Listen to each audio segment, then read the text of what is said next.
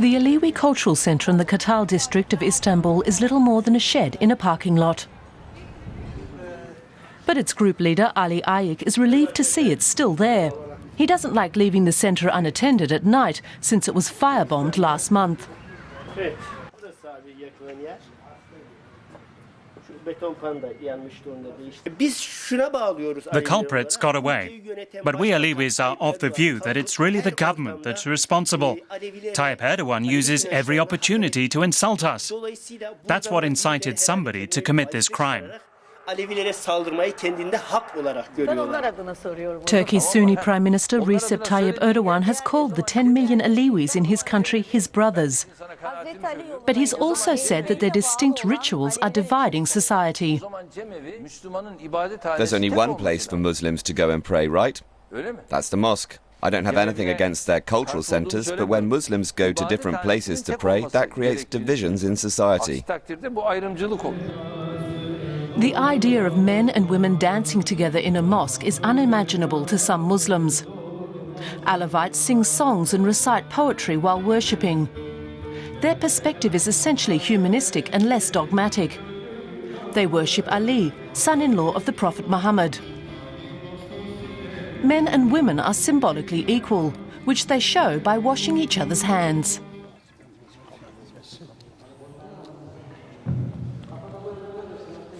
The Creator made both man and woman out of a drop of water.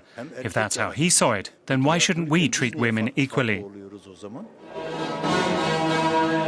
For radical Sunnis, such sentiments amount to heresy.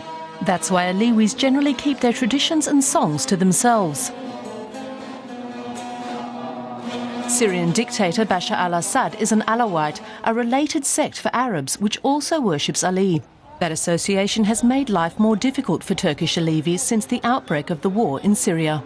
If there's a dictatorship there, then the people should get rid of it. But it's not the business of other countries to get involved. We've seen what has become of the so-called Arab Spring. Do we not have our own dictatorship here in Turkey too? Such statements don't win Alevis in Turkey much sympathy. Many of them face a dilemma about the Syrian conflict. While most object to Assad's actions, they fear the consequences of a takeover by radical Sunnis in Syria. The Alevis fear that this will intensify the signification of the atmosphere and the language in Turkey and around. So, although I personally think it is wrong to support Assad on political grounds, I can also understand the concerns that Turkey's Alevis have. Tensions are mounting. In Kartal, buildings where Alevis live were spray-painted to mark them out. That's made many people, such as Ilyas Akinci and his family, afraid of what could come next.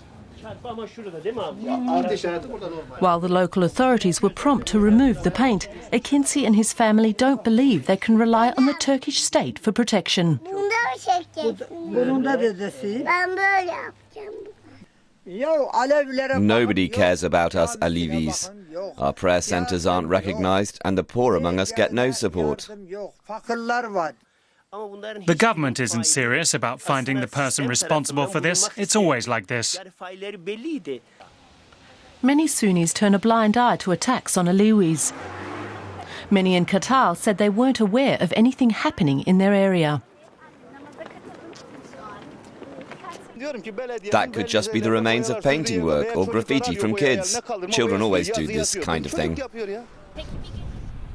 Alevis in Kartal and beyond no longer want to stay silent. They're trying to stir up a protest movement in Turkey. As their voice strengthens, it's becoming clear that the Kurds aren't the only discontented minority in the country.